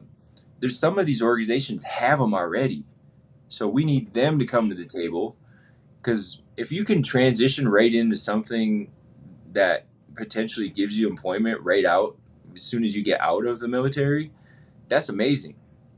And from an organizational perspective, I got somebody for 6 months. Actually, it was cut short a little bit. It was like 4 months, but I got somebody to work with for 4 months, and they're essentially an intern, and then they learn everything about it, and then I try to get them a job. And I need I need to hire her. We need to hire her. She could help with this. She could help with the Undercover Dumpster Fire. I don't know, all those things in the background, because she doesn't want to be seen, and I get that. Not everyone wants to be on camera, So, family support, like calling family members up. I mean, I hear that all the time. It breaks my heart when people are like, "I lost my husband, my daughter, you know, to suicide or just in the line of duty." Also, other events. So building that in, bringing in the churches, bringing in the ministries, the people the nonprofits, the programs, the victims advocates, all the people that do the support services to help with disaster work, bring them to the table. And the leadership and disaster response roles, like, there's some real solid leaders out there. And I watch YouTube a lot. Um, I I think I could probably have a PhD in YouTube by now. Um, YouTube University. yeah, I got 10 degrees from everything I'm doing. I learned from YouTube. Thanks, YouTube. Here we are. We're filming on YouTube. So here we go. We're adding to the university. But first responders, firefighters, cops, Lupa, and which is that the toy that we gave her? Yeah. Oh, Yeah. that's so She awesome. absolutely loves that thing. That's so good. What was it? It was a longhorn. It was a longhorn, like looked like USA 250 or something. But Yep. EMT paramedics. Oh my gosh, man, they have it some of the worst. Some of the worst. They don't get paid nothing, and they half the time they're wrestling with somebody. It's a constant challenge to be doing medical services. So we need those people on board. Search and rescue personnel, emergency managers, all the peer support teams, all of them. If they're not involved in this, like, what are we doing? 22-0 is a peer support team, and they're in Texas. I met with them. We did a whole thing down in Laredo, and it's an annual event. But we need to expand peer support, and I'm actually calling it peer specialist. So we teach 80 hours worth of training, so a high level, 80 hours of training and 500 hours of experience working underneath the license of a clinician. I can't do it all. I'm not gonna have thousands of people working under me. That's not what this is. We need the clinicians to come out of the woodworks that want to do peer support supervision. We need the people in the line of duty that want to be a peer specialist, and learn how to interact, on disaster scenes and also in these scenarios. The disaster medical professionals, FEMA folks, physicians, nurses, mental health professionals, public health practitioners. Technically, I fall under public health when it's a disaster. That's what behavioral health falls under. It's like public health emergency. Um, and community health workers, medical logistics, humanitarian folks like the Rotary. I just met with the Rotary the other day. I was like, I love the Rotary. They're doing humanitarian stuff all over the world. Like, why wouldn't they be there? And and survivors, they're not just symbols of suffering. These folks are treated, in my opinion, as leaders. So we heard from two of them earlier, Chantel and Chloe. They're leading. They're not. It's not a symbol of like sorrow. They're we're promoting. They want to do fashion shows. Got it. You want to do fashion shows? Well, in modeling industry, there's a lot of bad people. So we're gonna do fashion shows at every one of these events. Why not? It's art, and it's fun. And we'll do a military style. We don't have to. You think fashion show? Your head goes into a lot of directions, but we can make it fun. And we've got the Stoic Viking leading the way. So right, we name drop him again. Yeah. Joe, you're gonna be the leader, brother. You're gonna be public speaking, and you're gonna come out on the catwalk like, "What's up?" Yeah, carrying both of us. Right? So He probably so carried like 4 of us. Yeah. Anyway, no, I like messing with Joe. He's gonna laugh Yeah. when he hears. So let me just say, we need the leaders that are already doing this stuff, the trainers, the decision makers, and when they choose to participate. Some people get. I have an abundance mentality, not a scarcity mentality. Abundance mentality, meaning there is more work and more funding and more places to go than I know what to do with. People who have a scarcity mentality are afraid. They're competition. Everyone's a competition. I'm not going to teach you what I know because then you'll take my thing. That's fear. Oh, I hate that. I hate that. It drives me crazy, and I can spot it like in 2 seconds. me too. And that's like why I'm like very passionate when it comes to teaching people, right? Is Yeah. something that's instilled in me in the army was, my soldiers, I should be teaching them to take my position. Exactly. Right.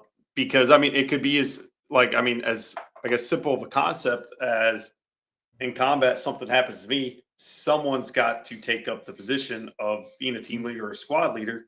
So if they don't know how to do that, then I failed them. Yeah. And I Yeah. strive in law enforcement to still bring that same mentality. And that's one thing I've noticed that is sometimes lacking, whether it's from supervisors or maybe even somewhere else, like whatever an agency calls, like where they have their detectives and stuff, like, oh, we don't want to share like this information with you. It's like, why? Like, I'm the one out there, You're doing the want to work. be doing this. Like, I feel like this stuff I should know. And I Yeah. almost kind of think that sometimes it's about, well, if this person gets too good, then they're going to take my spot. Exactly. They get Well, it's like, scarcity. if I train someone to a point where they're able to take my spot, that's to me that says a couple things. It says, one, that I did a great job of training them, but Mhm. it also says then I did not do a good job on myself to prevent that from happening. And Yeah. it's not something I'll hold against them. Like, hey, you got it, awesome, man, great job. Mhm. Now I'm just going to work even harder to get that back. Exactly. I Um, like that. Yeah. yeah, Well, and then there's on our side too, because I'm reflecting. Sometimes people aren't following because we haven't said anything, or we haven't taken like stepped fully into what our calling is. There's also people who don't want you to grow, and they want to keep you small and insignificant.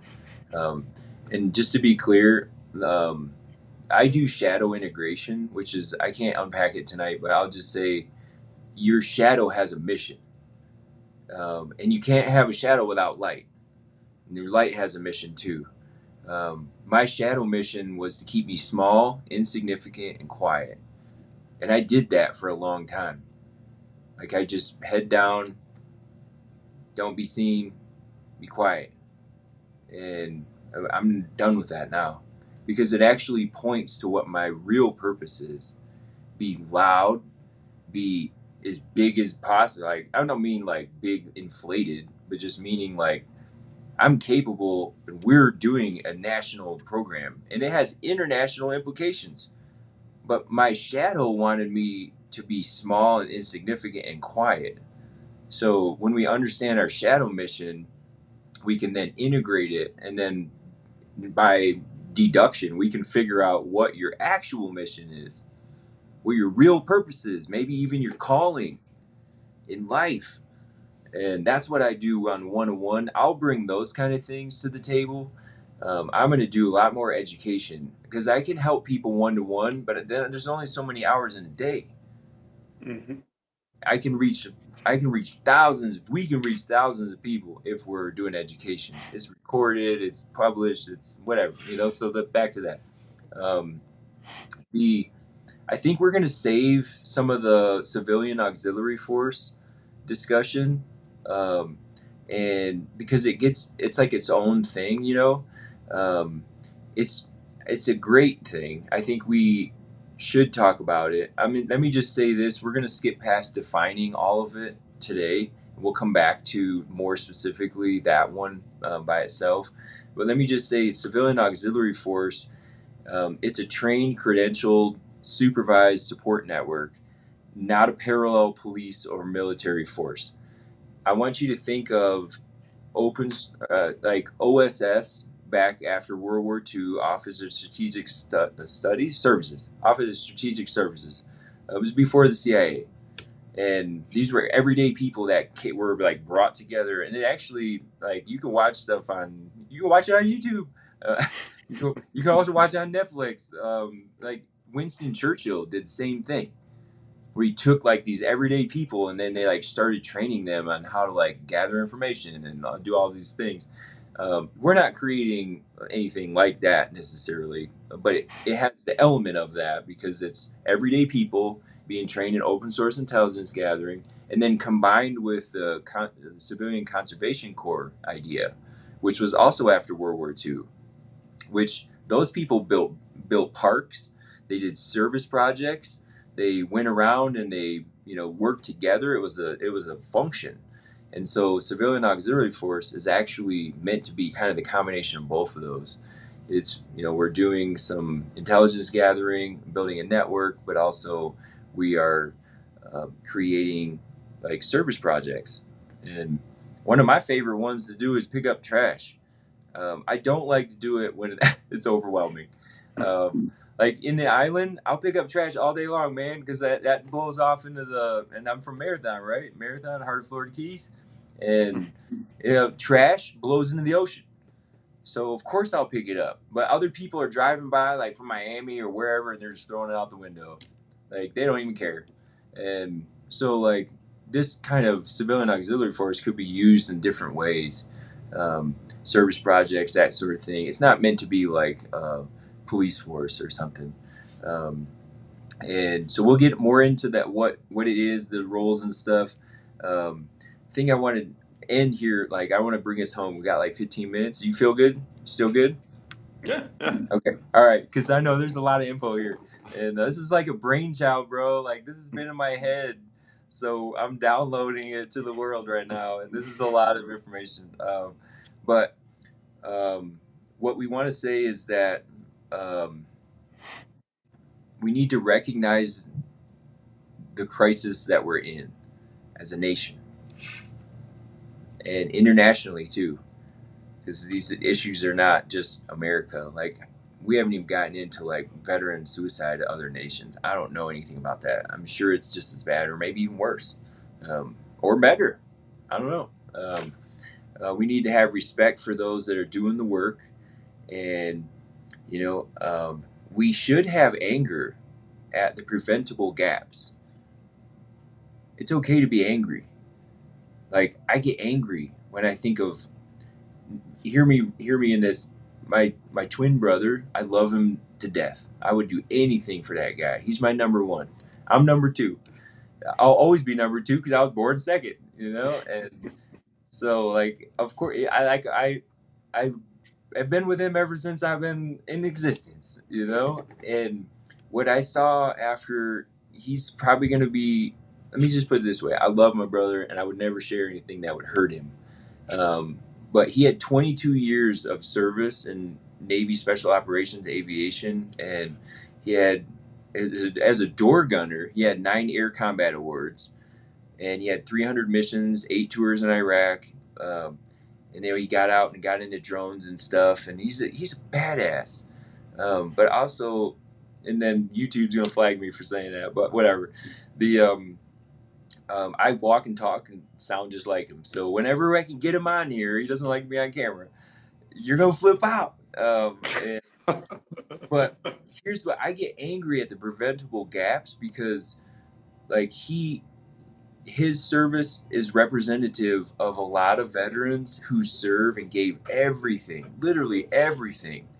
Yes, sir, I'll do whatever's necessary. And to see, like, there was a period of time where, and I see this in a lot of veterans, where they're not home. They're not here. They're empty. And they gave everything, literally everything, to defend our country.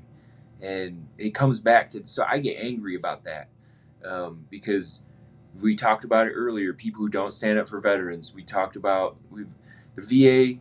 Love and hate the VA. I will always support it because it's there, and I get referrals from them. I don't want it to necessarily go away, but like, and that's a whole nother conversation. But I'll just say, like, we can be angry at, the preventable gaps. Um, I think that we can invite people specifically who we want to be involved in this, and go big. I want some celebrities involved in this. We're not pulling any punches. Back to that, shooting for the stars. My motto is also Latin: ad astra per aspera, to the stars through adversity. It's written on a plaque on the top of Challenger Point Mountain, which is my private practice, was named after Challenger Point. And Challenger Point Mountain was named after the space shuttle Challenger that blew up. And this is going to date me, but I watched that in school. I was in the gym,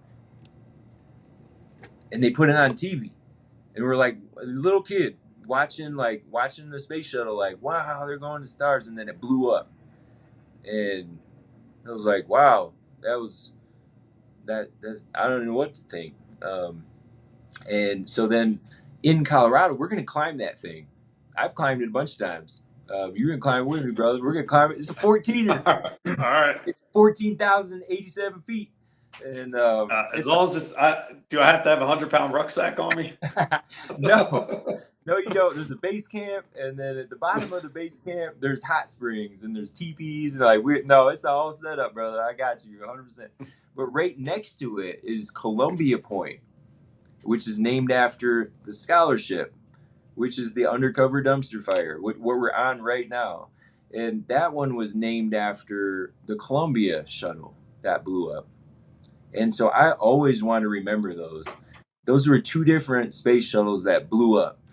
And they were trying to do something that no one else could do: go off to space, explore.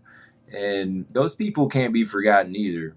We're not going to forget anybody in this process. So we need to essentially, like, make sure that we're building this network, no one falls through the cracks, that that we're looking out for each other. Like, the whole idea, I'm my brother's keeper, like, I take that literal.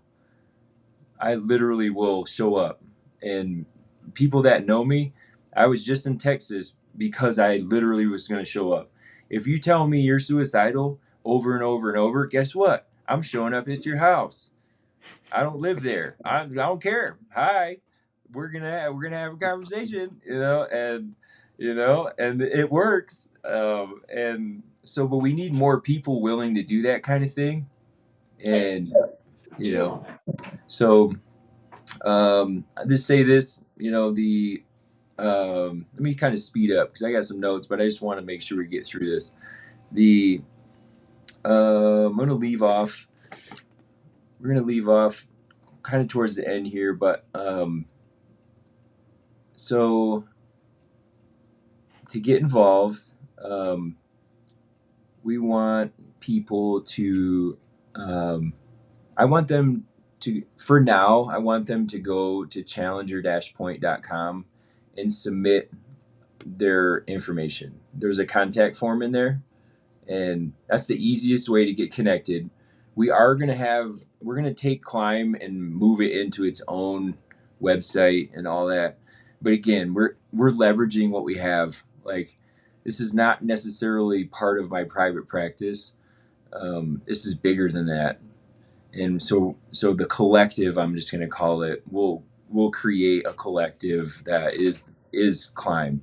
And there's a bunch of organizations. So if people are really interested in getting involved, have them send an email or submit to challenger-point.com. There's inside there's a contact form. You can also get in touch with Zach or myself at any one of these events. You can send us a DM, although I don't know if I have time for all that. Like people do, and I'm like, oh my gosh, I have like 100, and I can't even, I don't have time, anyway. So, but we want people to get involved because this is for everyone. And it's to help end veteran and first responder suicide and human trafficking in the U.S. And the idea here is that we're just starting in a sense. Like I've been working on this for since like last 2.5 years is when I started creating this stuff. If you want to, let me say this. I'm going to ask you to take one of these actions. So nominate a qualified organization or local partner. That's one thing you can do. You can offer expertise. So this is the number 2. Offer expertise, equipment, training, or professional services.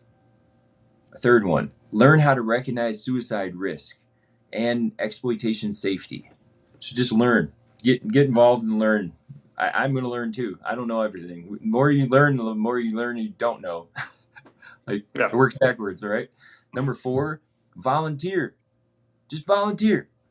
Refer, donate, or participate in a local initiative in your community. The foster care system needs tons of help. There's a bunch of them.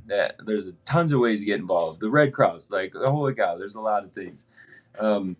Apply for employment, training, scholarships, or partnerships opportunities. So this is where if you want to work in one of these capacities, apply. Send me a message. We'll build it out. There's a whole process for it. We're at the beginning of the public part. We're talking about it publicly. So if you want to apply, send a message. I'm not chasing anybody around. I have no time to chase anyone. Like none. So if people think that I'm going to chase them down or something to get them, that's not happening. It's not how I operate. We attract what we need.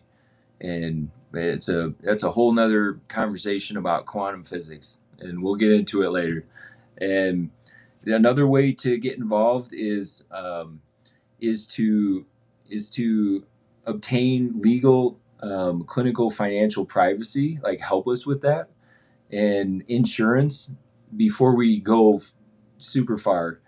There's a lot of administrative components to this to make it successful, and of course we're doing something good. So this is the way the world works. If you're doing something good, you're trying to do something good, people will come against you and they'll call it bad. This is the world we live in. Charlie Kirk, again, I didn't know that guy. Sorry. I'm a little, let me drink some water. I'll just say, even doing a lot of talking. Yeah. So with Charlie Kirk, I didn't know that guy, but he was trying to do good. I could tell by now I know who he is. and Turning Point and all those folks. Like, I don't know all these organizations. To be honest with you, I don't really care about politics, government. Like, I'm now involved in it, but in terms of when you step out to do something good, people will come against you, and they'll try to turn it into something bad. And we've got people getting assassinated, or at least attempted assassinations. Um, and then Charlie, obviously, that was televised, and then we have people like celebrating it. It's like people. I'm not saying me. People are celebrating literal murder, like cheering about it, and that's where we're at. So we need prayer like nobody's business. One of my very first things I did was I contacted my church prayer team, and I said, I need your prayers. I need them hard, because I know what we're building, and people are going to come against it. And so, at the very least, say a prayer.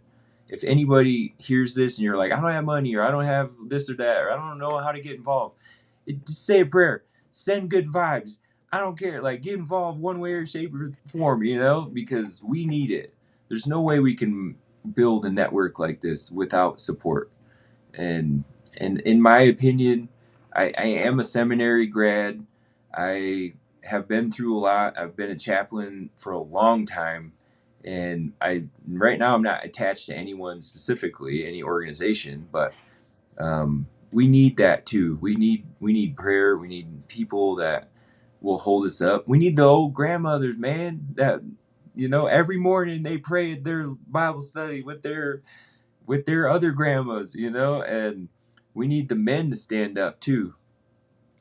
So, men, this is a process where you'll really figure out like who you are. So, anyway, do we get enough today?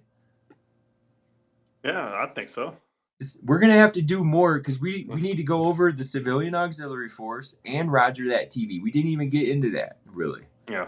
So maybe those are two different segments that we'll get into. But here's the thing: if anybody hears this, it's already live.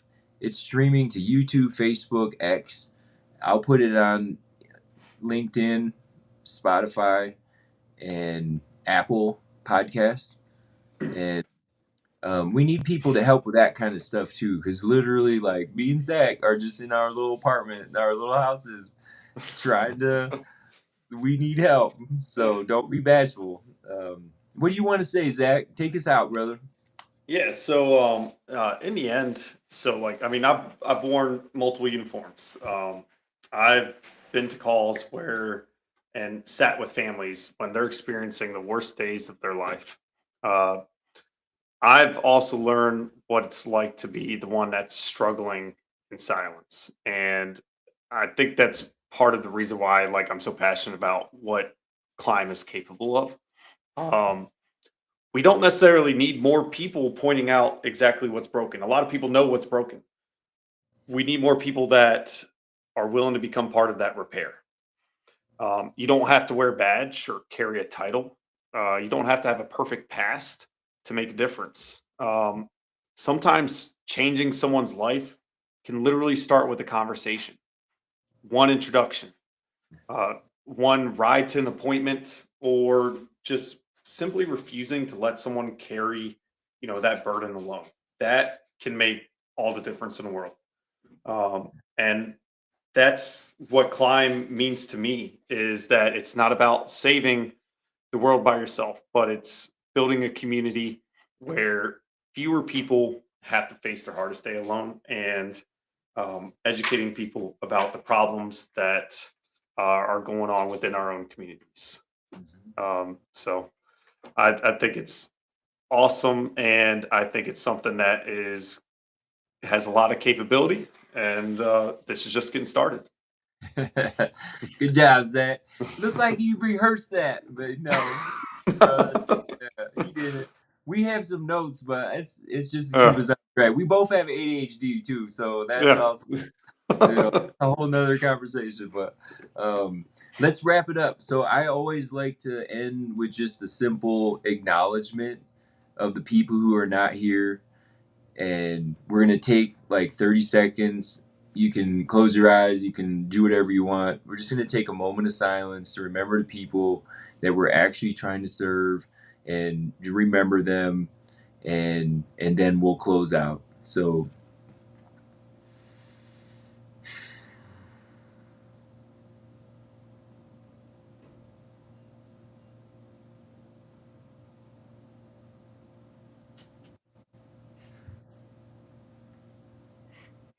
all right. So I don't know if you took the time, if people came to mind, but I had people come to mind for me.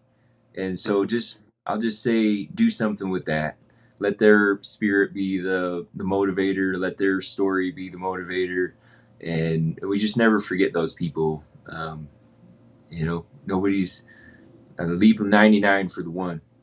And there's a lot of people out there that are in that moment of like trying to decide whether or not to live or not, and it's every day.